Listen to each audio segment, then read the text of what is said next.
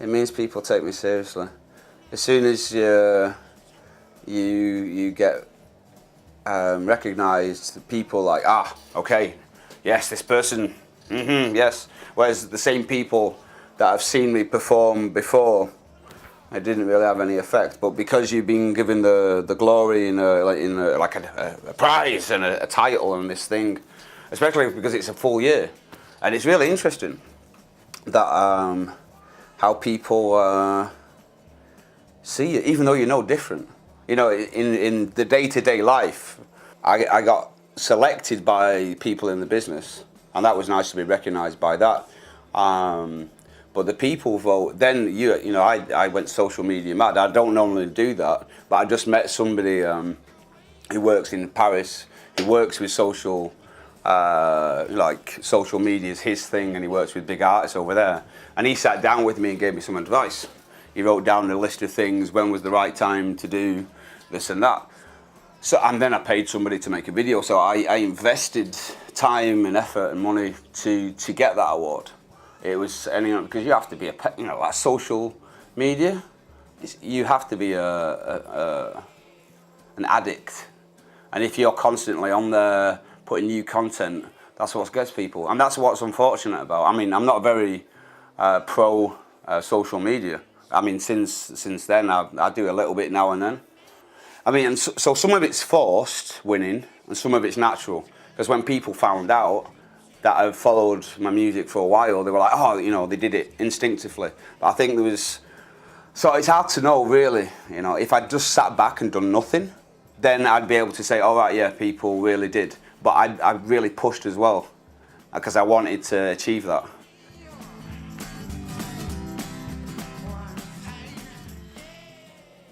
Just hearing it. As soon as you hear music, it was something that I had to get close to. My dad was a musician, so we grew up listening to him doing folk songs and you know, poems and reading short stories.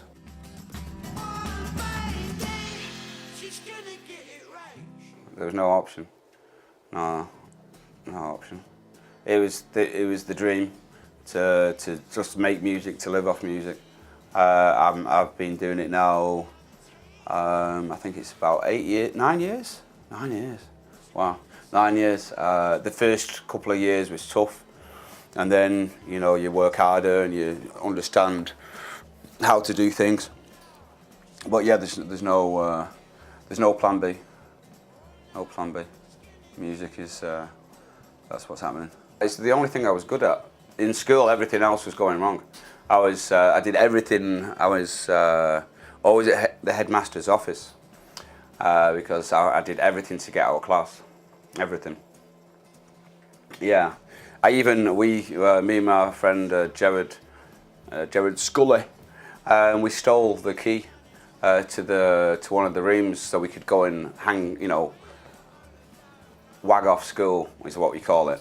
We'd wag off school and go and play music in that room. So we wanted to do something. We just didn't want to do those classes, you know, it was simple.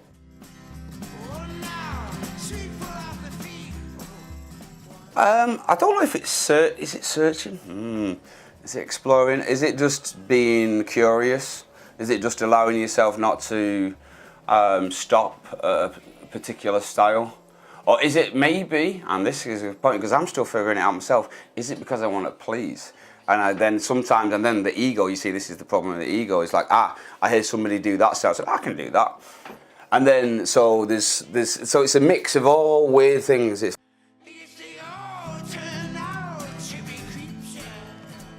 I'm starting to work with the business now. I've started to, you know, I've got a manager and like starting to do that, which is the first time ever. It was all happening at the same time, and I don't know.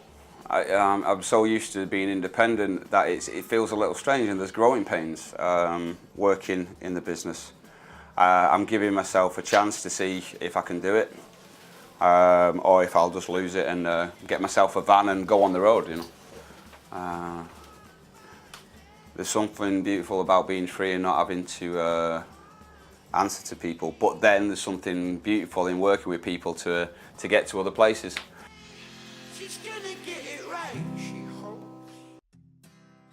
Everything's inspiration, yeah. From my little niece having a potty and pooing in front of me. That was I did a song called Stinky Poo, and a lot of people love that song. It's crazy. I mean, people ask for it when I'm performing quite a lot. Then from life, from the inside, love is everywhere, and love is a big source for most writers. But yeah, it's just life, living. There's a lot of inspiration, and I keep on searching. There was as far as lyrics go, you have to really push yourself to get deeper and find words that are interesting, that you surprise yourself with interesting content. And this year I've been surprising myself, or last year, and the start of this year already, just writing differently and seeking different ways.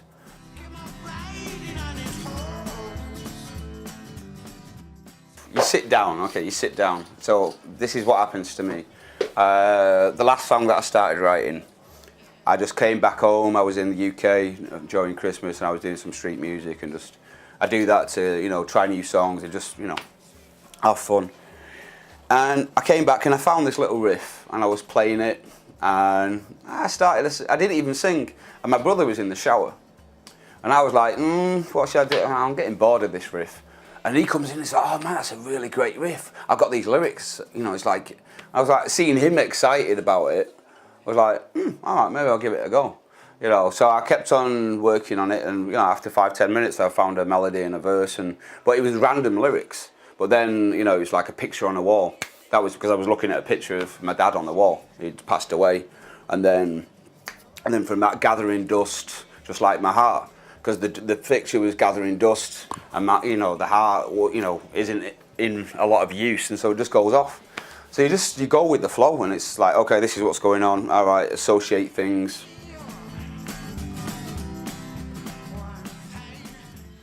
Most of the time, I'm writing songs on my own because I've spent a lot of time on my own. I'm alone now. Oh fuck. No, I like my own company, and I like getting lost in music. Plus, I've made the choice to live my life in a way where I spend my time making music. It's been a conscious choice to find a way to not live so lavishly, and to be able to earn a minimum amount of money, and just found a way to live very simply, so I can spend my time writing, and falling in love with melodies and searching. As far as working with people, co-writing, I like to co-write. It's nice. You get ideas of other people, and you have to be open to songwrite with other people.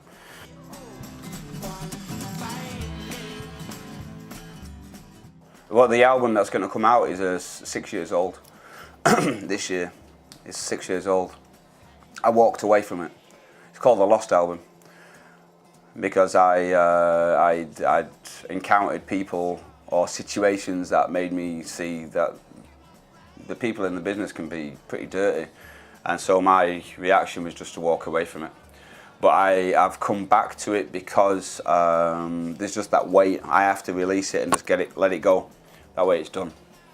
And so I'm now more accepting of sharing. Every year I'm writing about 30 songs that I'm happy with. So I've got material, so that's cool.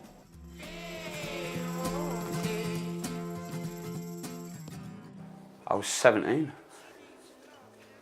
Yeah, I was playing bass, and I joined. I was at music college, and somebody gave me a number for a job, and I joined the band in 6 months. 2 weeks later or 3 weeks later, I was in Thailand, playing in a hotel, and that's when I got first paid. Yeah. So I was 17.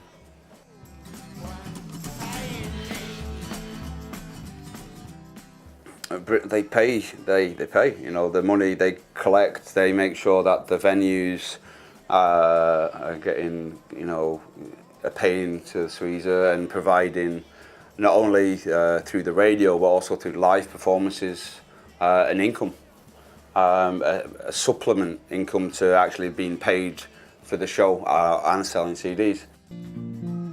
Cut me up and shut me out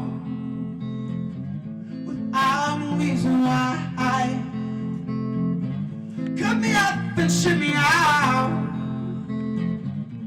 without a reason why. No regret.